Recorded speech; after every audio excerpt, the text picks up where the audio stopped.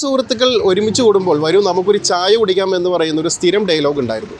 പക്ഷേ ഇപ്പോൾ കൊടും ചൂട് ആയതിനാൽ അങ്ങനെ ഒരു ഡയലോഗിന് തന്നെ പ്രസക്തി ഇല്ലാതായിരിക്കുകയാണ്.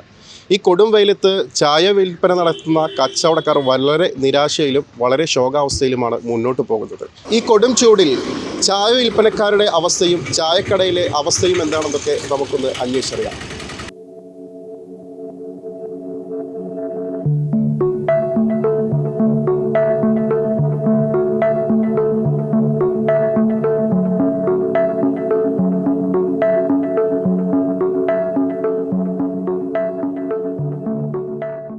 ഈ ചൂട് കാലത്ത് എന്തൊക്കെയാണ് ഒഴിവാക്കാൻ കഴിയുന്നത്? എന്തൊക്കെ ഒഴിവാക്കിയാലും ചായ മാത്രം മലയാളികൾ ഒഴിവാക്കില്ല. അത് ജീവിതത്തിന്റെ ഭാഗമായി മാറിക്കഴിഞ്ഞിട്ടുണ്ട്. അതുകൊണ്ട് തന്നെ ഉഷ്ണതരംഗ ഭീഷണി ഉയർത്തുന്നത് മലയാളിയുടെ ജീവിതശൈലിക്ക് കൂടിയാണ്. ചായ, കാപ്പി പോലുള്ള ചൂട് പാനീയങ്ങൾ ഒഴിവാക്കുക എന്ന നിർദ്ദേശം മലയാളിയുടെ ചായശീലത്തെ തന്നെ മാറ്റിമറിച്ചിരിക്കുകയാണ്.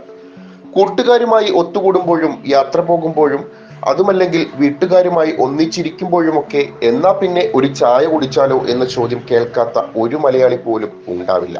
ആ ചോദ്യത്തിൽ സ്നേഹത്തിന്റെയും കരുതലിന്റെയും പൊള്ളാത്ത ചൂട് വ്യക്തമാണ്. ചായക്കടകളിലെ രാഷ്ട്രീയ സാമൂഹിക ചർച്ചകളിലൂടെ ഉണ്ടായി വന്നിട്ടുള്ള പല മാറ്റങ്ങളും മലയാളിയും ചായയും തമ്മിലുള്ള ബന്ധത്തെ ദൃഢമാക്കുന്നതാണ്. അവയിൽ ചായക്കടകൾ വഹിക്കുന്ന പങ്ക് ചെറുതല്ലതാണ്. ഒരു ചൂടൻ ചായയും കയ്യിൽ പിടിച്ച് മറുകൈയിൽ ദിനപത്രവും പിടിച്ച് ചുറ്റുമിരിക്കുന്നവരോട് ചൂടോടെ കേരള രാഷ്ട്രീയം പങ്കുവെക്കുന്ന നാട്ടിൻപുറങ്ങൾ ഇന്നും ഗൃഹാതുര ഓർമ്മകളാണ്. സമാബറിൽ തിളച്ചു കിടക്കുന്ന വെള്ളവും അതിനു മുകളിൽ ആവിയിൽ പുഴുങ്ങുന്ന തേയിലപ്പൊടിയുടെ ചെറിയ സഞ്ചിയും പിന്നെ തിളച്ചു പാടകെട്ടാത്ത പാലും കണക്കിന് പഞ്ചസാരയും ചേർത്തൊരു ചായയെ കുറിച്ച് ഓർക്കുമ്പോൾ തന്നെ ഉന്മേഷം കൂടും.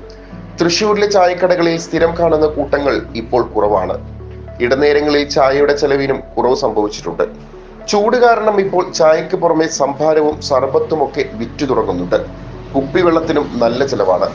ചായ വിൽപ്പന കുറഞ്ഞെങ്കിലും തണുത്ത പാനീയങ്ങൾ ഉള്ളത് കൊണ്ട് പലർക്കും വിറ്റുവരവിൽ കാര്യമായ മാറ്റം സംഭവിച്ചിട്ടില്ലെങ്കിലും പണ്ടത്തെ പോലെ അത്ര ക്ലച്ചില്ല കച്ചവടത്തിന്. ചൂട് കൂടിയത് കൊണ്ട് ജോലി കുറവായതും കച്ചവടത്തിനെ ബാധിച്ചിട്ടുണ്ട്. വേനൽക്കാലം എന്ന് പറഞ്ഞാൽ ചൂട് തുടങ്ങിയതിനു ശേഷം കച്ചവടം ഭയങ്കര മോശമാണ്. ആ പണിക്കാരൊന്നും പണിയില്ല. കുറച്ച് അത്രയും ബുദ്ധിമുട്ടുള്ള ആൾക്കാരാണ് വന്ന് പണിയുന്നതും പിന്നെ ചായ കുടിക്കാനൊക്കെ വരുന്നത്. അല്ലാണ്ടിപ്പോൾ ഒരു ചൂടിൻ്റെ സമയം ഒരു മാസത്തിന് ശേഷം ഇപ്പോൾ വളരെ മോശമാണ് കച്ചവടം. എനിക്കെന്നല്ല, മൊത്തത്തിൽ പൊതുവെ എല്ലാവരും കച്ചവടം കുറവാണ്. പണികളൊന്നുമൊക്കെ നിർത്തി വെച്ചിരിക്കുന്ന ചൂട് കാരണം. അങ്ങനത്തെ ഒരു അവസരമാണ് നിൽക്കുന്നത്. സാമ്പത്തികമായിട്ട് ഭയങ്കര ബുദ്ധിമുട്ടിൽ തന്നെയാണ് കച്ചവടം ഇല്ലാത്ത കാരണം. ഇവിടെ വേനൽക്കാലം ആയതിനു ശേഷമാണ് ഇത്രയും ചായക്കൊക്കെ അത്ര ഡിമാൻഡും കാര്യങ്ങളും വന്നത്. അതിന് മുമ്പ് എത്ര ചായ ഇവിടെ പോയിരുന്നു, കച്ചവടം ഉണ്ടായിരുന്നു? ഇവിടെ ഇപ്പോൾ അത്യാവശ്യം കച്ചവടങ്ങളൊക്കെ ഉണ്ടായിരുന്നു. ഈ ചൂടിന് മുന്നേ നല്ല കച്ചവടം കാര്യങ്ങളൊക്കെ ഉണ്ടായിരുന്നു. പണിക്കാരും ഉണ്ടായിരുന്നു, കാര്യങ്ങളൊക്കെ ഉണ്ടായിരുന്നു. കച്ചവടം വലിയ തരക്കേടിലാണ് പോയിരുന്നു. പക്ഷേ ഇപ്പോൾ എന്ന് പറഞ്ഞാൽ ചൂട് തുടങ്ങിയതിന് ശേഷം ഇപ്പോൾ വരുന്നതിൻ്റെ പകുതി ആൾക്കാർ വരാത്തൊരവസ്ഥയായി. ഇപ്പോൾ കാലൊക്കെ മേടിച്ച് വെച്ചിട്ട് നഷ്ടം സംഭവിച്ചു. നഷ്ടം സംഭവിക്കാറുണ്ട്. നമ്മളിപ്പോൾ അത് ആരോടും പറഞ്ഞിട്ട് കാര്യമില്ല. നമ്മളെ നഷ്ടം നമ്മൾ തന്നെ സഹിക്കണ്ടേ. അപ്പം അങ്ങനത്തെ ഒരു അവസ്ഥയിലാണ്. ഇപ്പോൾ കഴിഞ്ഞ ആഴ്ചയൊക്കെ കണ്ടമാനം ഈ കടികളൊക്കെ വാങ്ങി ഓരോ നഷ്ടം വന്നു. പാലും നഷ്ടത്തിൽ വന്നു. പിന്നെ ചില ദിവസം പാല് പിറ്റേ ദിവസം ഫ്രിഡ്ജിൽ വെച്ച് കഴിഞ്ഞാൽ നമുക്കത് ഉപയോഗിക്കാം. ചിലത് കേടായി പോവും. അങ്ങനത്തെ ഒരു അവസ്ഥയിലാണ് ഇപ്പോൾ നിൽക്കുന്നത്.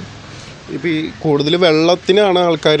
വെള്ളത്തിനെന്ന് പറഞ്ഞാൽ ചൂടാന്ന് പറഞ്ഞിട്ട് വെള്ളം അങ്ങനെ വലിച്ചു വാരി കുടിക്കുന്ന ആൾക്കാരും കുറവാണ്. ഇപ്പോൾ ഇവിടെ എന്ന് പറഞ്ഞാൽ നമുക്ക് തിരക്ക് കുറവുള്ളൊരു ഏരിയയാണ്. ടൗണിലെ പോലെ അല്ലല്ലോ. കുറച്ചുകൂടി നീങ്ങിയിട്ടുള്ളത് കൊണ്ട് ഭയങ്കര തിരക്കൊന്നും ഉണ്ടാവില്ല. പിന്നെ അത്യാവശ്യം പണിക്കാർ തന്നെ ഈ ചായക്ക് പകരം ചിലപ്പോൾ വെള്ളമാവും.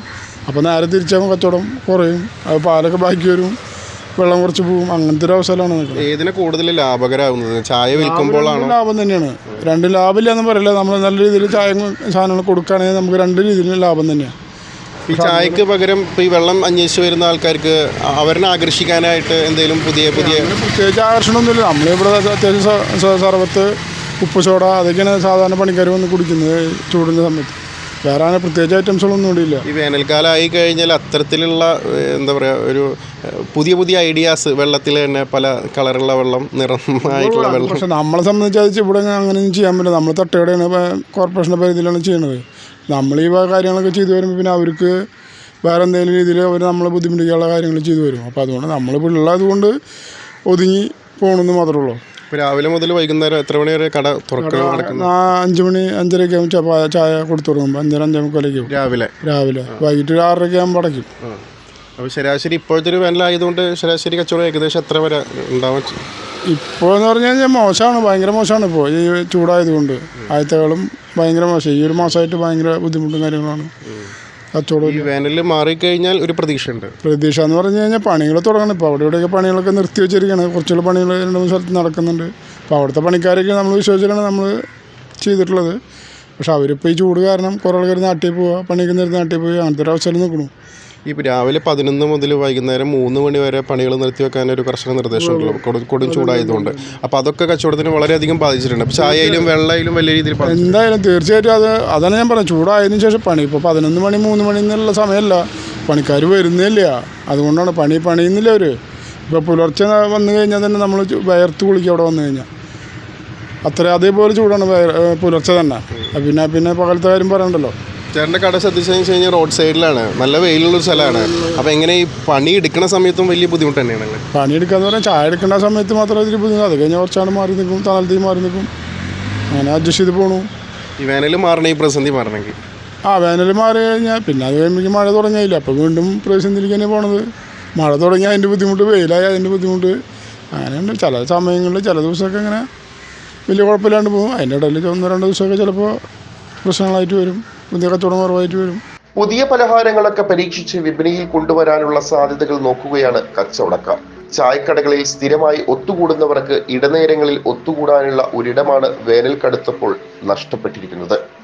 കേരളത്തിലെ കൊടും ചൂട് മാറാതെ ചായക്കടക്കാരുടെ പ്രതിസന്ധി ഉടൻ തന്നെ മാറുമെന്ന ലക്ഷണമൊന്നും കാണുന്നില്ല എന്നാണ് കടക്കാരും കച്ചവടക്കാരും പറയുന്നത്. വേനൽ മാറിക്കഴിഞ്ഞാൽ ഇനി വരാൻ പോകുന്നത് വർഷക്കാലമാണ്. വർഷക്കാലത്തെ ബിസിനസ്, ചായക്കടക്കാരുടെ കച്ചവടം ഏത് രീതിയിൽ പ്രതിഫലിക്കുമെന്നുള്ളത് കണ്ടറിഞ്ഞ് കാണേണ്ടത് തന്നെയാണ്. തൃശ്ശൂരിൽ നിന്നും അന്വേഷണം ന്യൂസിന് വേണ്ടി യൂസഫ് അരിയന്നൂർ.